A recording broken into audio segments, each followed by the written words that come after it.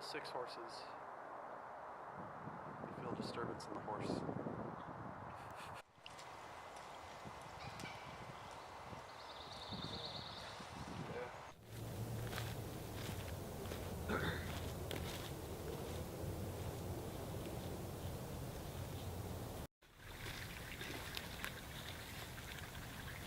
Today we are in the Schenck forest looking for salamanders, snakes, and any other creatures that we may find.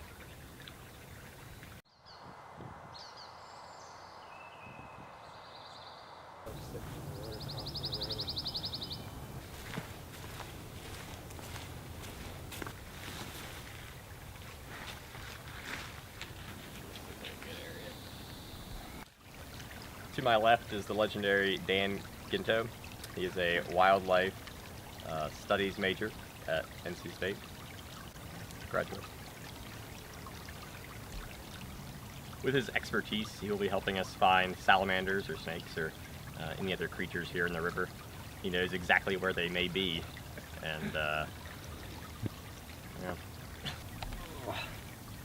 So in hunting for the salamanders, you want to just lift up as many rocks as possible, check every little crevice.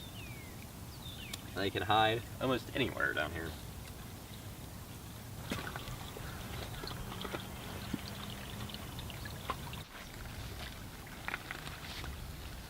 Let's just go away.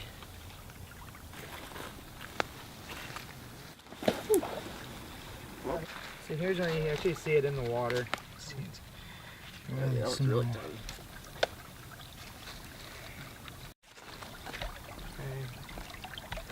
Out where my foot slid. Let's talk about this.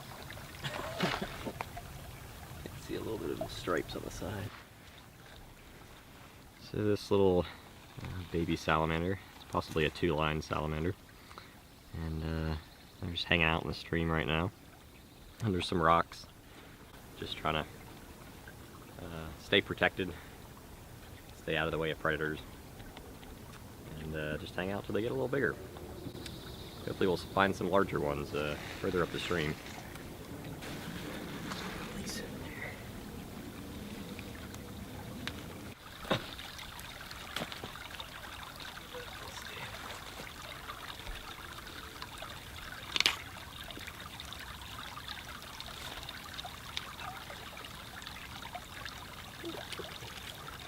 Okay. Alright, so we also found a very small northern cricket frog. So you can see right there. You can tell that because they have a little black triangle between their eyes. This one, kind of hard to see on him. Oh my. But yeah, there he goes. Yeah, there he is in the water. Let's see if he'll swim around. They're kind of cool if you watch him kind of swim. See, he kind of floats in the water. Pretty cool. There he goes.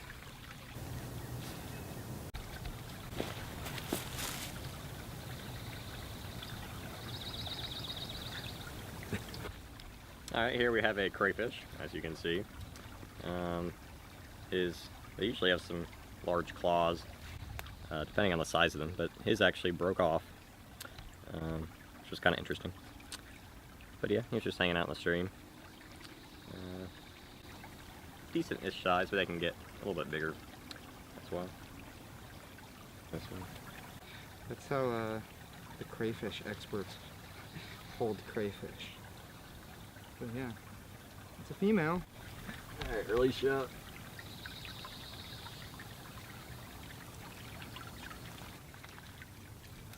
This one goes kind of right where your hand is. Yeah. So yeah, it's a green frog. It's called their dorsolateral fold. Yeah, and so they're, see when his eyes. They have a lens. It's cool when they blink, you can see the membrane come over. Very cool.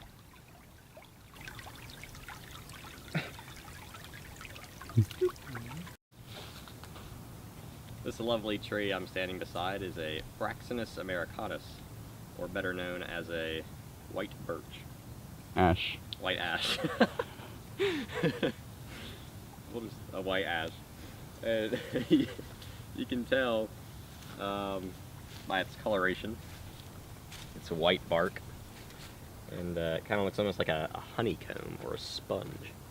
And if you actually come up and press on the bark, you can kind of see it's actually spongy, which is pretty cool. Kind of wet bark as well. This tree, just right by the river, it can have ample water supply for its deep roots. And it's growing very well. You can see how tall it is. Way up. Very spongy. Not everything has to be an animal. It can be a tree. So Dan flipped over this rock here in the stream, and if you look closely, you can see some eggs are actually on it. Probably the eggs of a two-line salamander. And then they will hatch under the water. So Dan finally found us a adult two-line salamander. Like he said, it's a female one. She was guarding some eggs actually under a rock that she probably laid pretty recently. So yeah, this is about what a adult one would look like. You can see all their lines and patterns a lot more easily on this one versus that small little one. Corral her under there.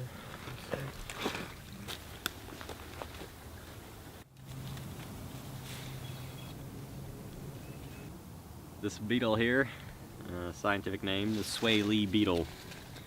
It's a black beetle.